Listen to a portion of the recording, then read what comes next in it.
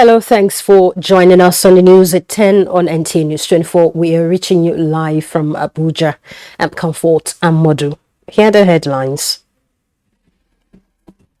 President Buhari discloses Nigeria will eliminate use of petrol and diesel generators by 2060.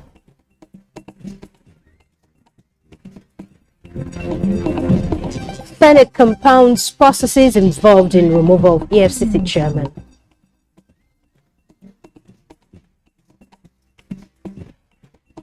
African Union Development Agency hinges Nigeria's attainment of Sustainable Development Goals 2030 on knowledge-based economy.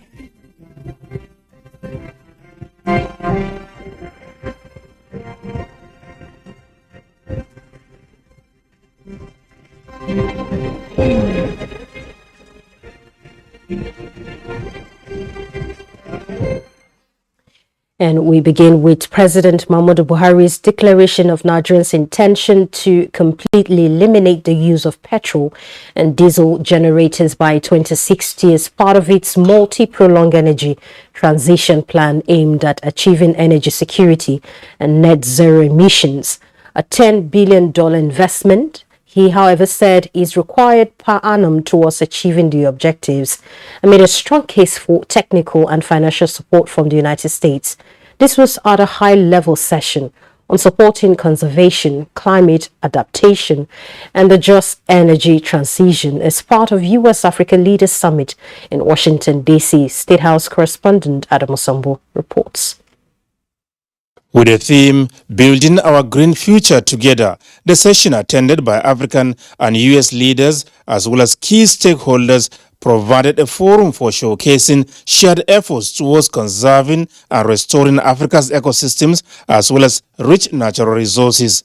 Discussions also centered on diversifying the continent's energy matrix, realizing energy security goals, and building sustainable supply chains. Africa will be at the center of the clean energy transition. Its renewable energy potential is second to none. It's home to roughly a third of all critical minerals essential to the technology that will power the clean energy economy. But with nearly half of sub-Saharan Africa's population lacking reliable access to electricity, and the population set to grow to more than 2 billion people by 2050, how that transition is made will be decisive in shaping our future climate. The United States will work closely with African countries as they determine how best to meet their specific energy needs. President Muhammadu Buhari, who addressed participants at the closed session, takes pride in the fact that Nigeria is the first African country to develop a detailed energy transition plan towards tackling both energy poverty and climate change, as well as delivering net zero emissions by 2060. Already, he said, the country has embarked on several reforms and unveiled impactful projects aimed at generating 30 gigawatts of electricity by 2030, with renewable energy contributing 30% of the energy mix. Delivering the energy transition plan, the president said, requires $1.9 trillion spending up to 2060, which translates to $10 billion per annum. He therefore made a case for Nigeria to be included in the G7 Climate Partnership List for the co-creation of just energy transition. President Buhari also seeks the support of the United States for Nigeria's full participation in the global carbon markets, as well as developing innovative business models and integrating renewables efficiently into the national grid. This, the president said, is a time like none other to unlock the development potentials of Nigeria and transform the lives of millions of people by tapping into the potential returns in the yet-to-be fully optimized Nigeria's enormous market. From Washington, D.C., Adam Osambo, NTA News. President Muhammadu Buhari says Nigerian youths are its promise for a better future, and solving their problems is still his administration's top priority. This was while exchanging views with a delegation from the Abu Dhabi Foundation led by its Secretary General. Details with State House correspondent Adam Osambo again. The delegation from the Abu Dhabi Foundation had come to formally invite President Muhammadu Buhari to attend the conferment upon him his prestigious award in recognition of his outstanding achievements in promoting peace and security.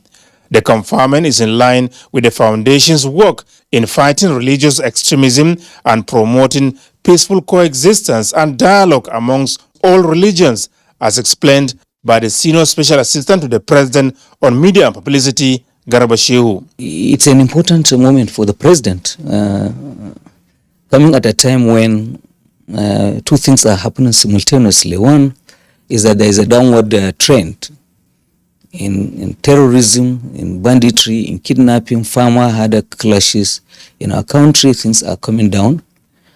And also generally, there is increasing activity by the government of Nigeria to stabilize the entire West African region. And there is a recognition of the fact that, the world is watching, they're seeing what he's doing, and they're coming to say, thank you to Nigeria.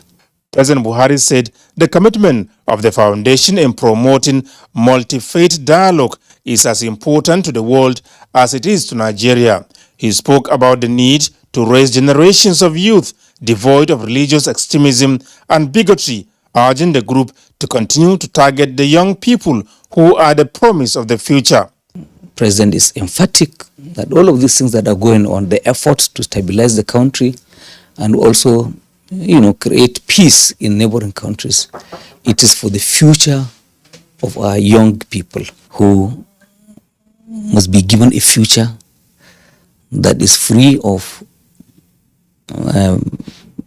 intolerance, one rich in accommodation, full of brotherliness.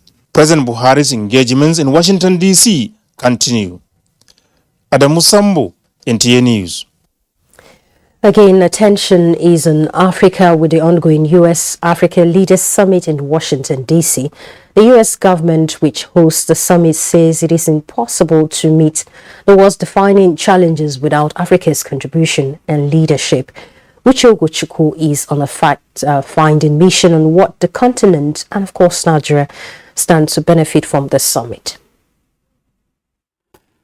Relations between the U.S. and Africa have gone through at least three major phases: the Cold War, the transitional period from 1990 to 1998, and the post-1998 period.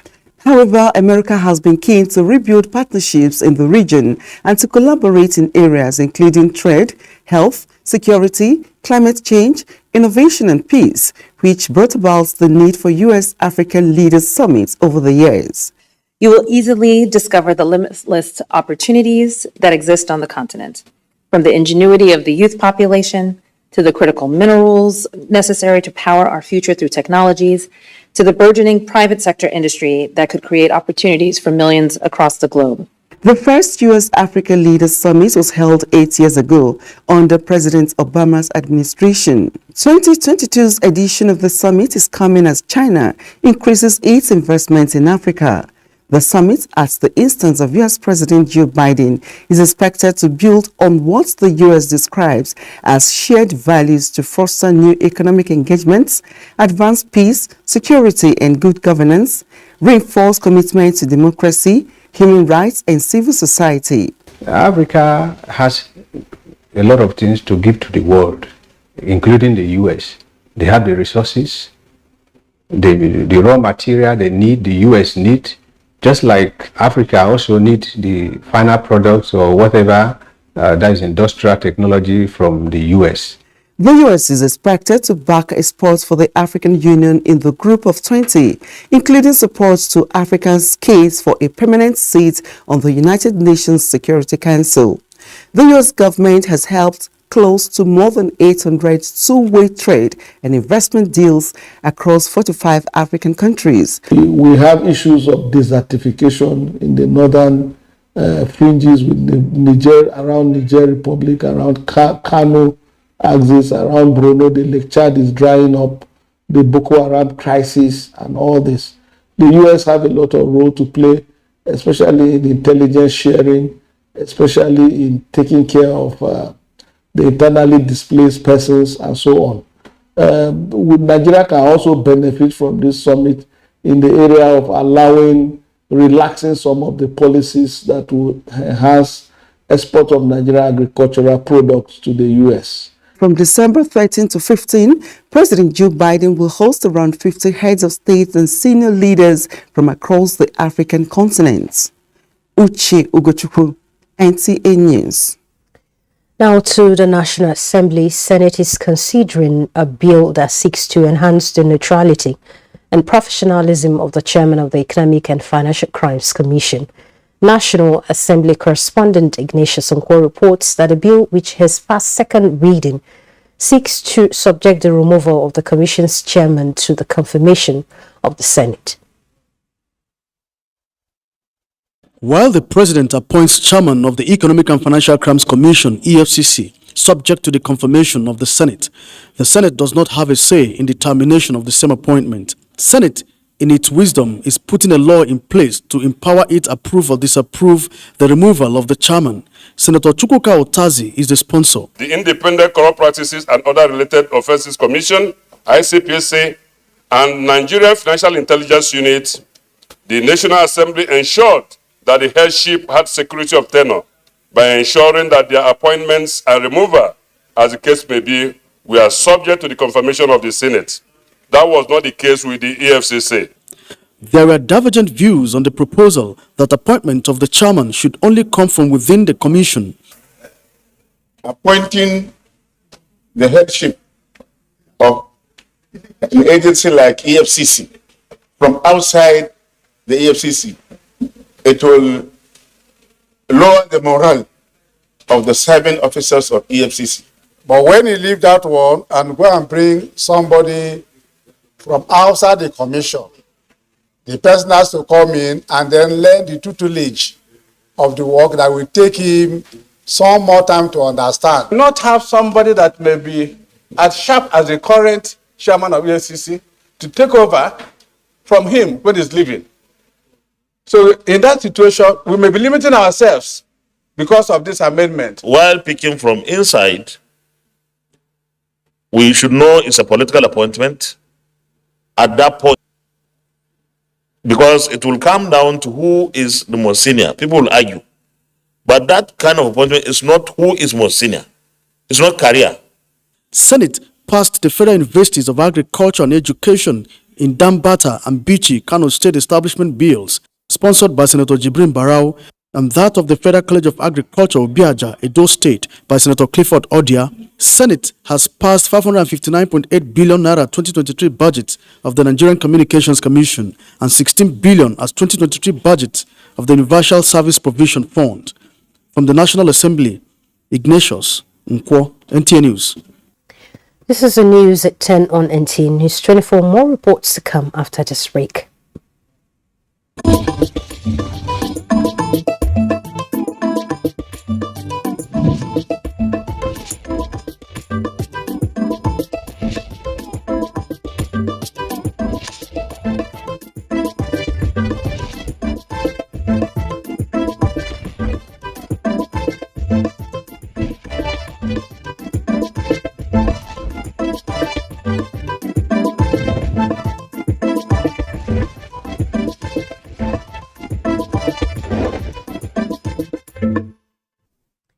The House of Representatives has expressed concern over what it calls lingering artificial fuel scarcity in the country.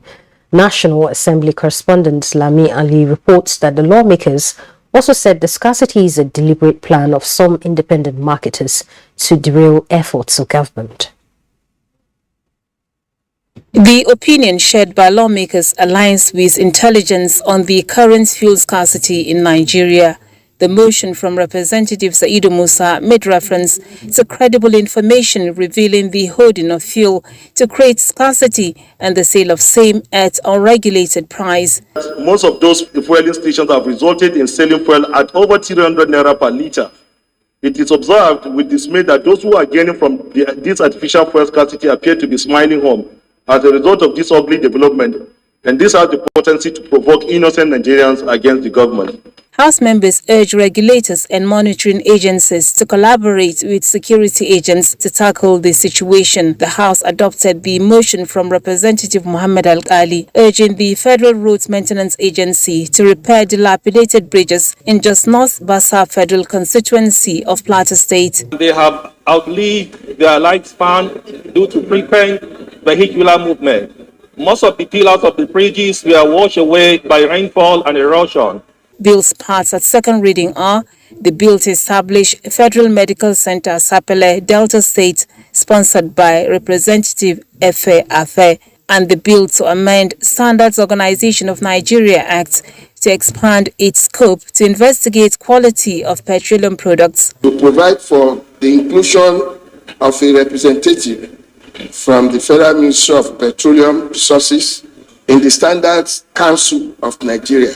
Bill to amend coastal and inland shipping, as well as the bill to establish National Dermatology Hospital for research, training and treatment were considered and approved. Meanwhile, the Speaker of the Ghanaian Parliament met with the leadership of the House of Representatives to deepen parliamentary ties. I must congratulate Nigeria because we got very far. Starting from 1999 days, we've been great progress. As we work closely, we'll be able to do much more to our plea with you is to ensure, apart from the other platform creating, the working relationship that's happening in terms of. This is the second visit from the Ghanaian Parliament to the House in the 9th Assembly. From the National Assembly, Lami Ali, NTA News. A new hydropower plant with the capacity to generate 1,650 megawatts of electricity is to be built in Makurdi, Benue State. Joshua Jiso reports that the federal government is constructing the hydro dam under the public-private partnership arrangement. A jarring news for the Nigeria electricity supply industry, as the biggest hydropower plant in West Africa is to be built in Abinsi, Makurdi, Benue State. Project steering committee has been inaugurated with Minister of Power Abubakar Aliyu as chairman and Minister of Water Resources Suleiman Adamu serving as co-chairman, while Director General Bureau of Public Enterprises is the vice chairman of the committee. Ensuring the takeoff and development of the project is part of the committee's mandate. This administration has done a lot in encouraging a robust energy mix in the country, especially in line with energy transition drive and the carbon neutrality by 2060. We have already another company also looking at Lokoja. It's about 700 megawatts. We have some OBCs lined up for ETC, for Federal. These are mini hydros, 30-40 megawatts. Representatives from Plateau, Nasarawa, Benue and Taraba states also form membership of the committee. Joshua Ojito, NTA News. The Northeast Development Commission is to construct 32-kilometer road linking Garkida to Dabna in Gombe and Hong local government areas of Adamawa State to enhance socio-economic activities. Yusuf Jika reports that the construction was awarded at a cost of 6.3 billion naira. Garkida-Dabna Road construction is one of such interventions to facilitate movement of goods and services as well as improve economic growth in the areas. During the groundbreaking of 32-kilometer road, the Managing Director, Northeast Development Commission, Mohammed Goni Alkali, highlighted some of the successes recorded by the Commission towards recovery, reconstruction, and expansion of development in the region. Globally, the importance of motorable roads among the indices of national development is well known. For this reason, commensurate attention was given to the transport sector in our Northeast Stabilization and Development Master Plan. Among the 11 pillars of the Master Plan, which would engulf about 31 trillion naira. Speakers on the event lauded the developmental strides of the Commission in restoring livelihood of the people as well as peace-building processes.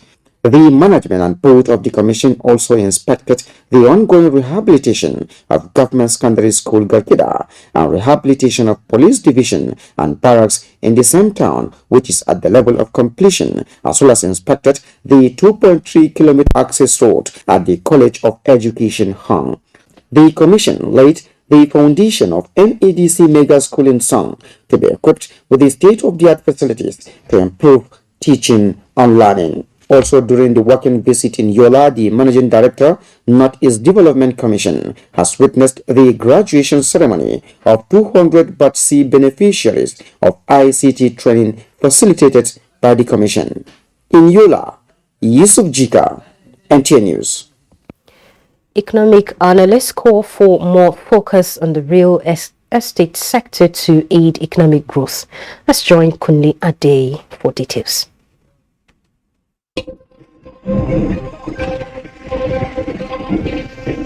The real estate sector is one of the most profitable ventures and one of the indices for measuring economic growth.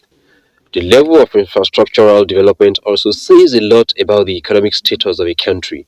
Analysts are emphasizing that developing nations need to take a cue from developed economies who have made fortunes from the real estate sector. They say the impact of the sector on the economy is significant, ranging from job creation to revenue generation, and that it stimulates the economy. If those that are into real estate will understand real estate taxation, government will generate a lot of revenue, and it will also help them do better in their business. We are giving them exposures of so many taxes they are going to encounter during their real estate transaction.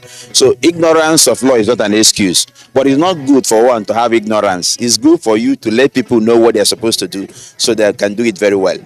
Yeah, if you have the right information, you know how to go about investing in the real estate sector. That's number one. Then number two is actually proper financing. Now, it also has a very strong bearing on in knowledge base. They should get adequate information, data.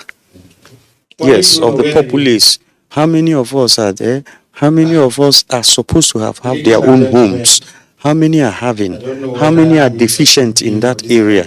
And then of all these percentages, who are better positioned, that is equipped with business or job that can give them this? Then what do we do to bridge it? You see, even in healthcare, where we have National Health Insurance Authority, it is meant to put up a fund and bridge it so that even those who can't afford high will be able to enjoy from that pool. They implore economic managers to come up with policies that will be favorable to the real estate sector. With Business News, I'm Kunle Ade.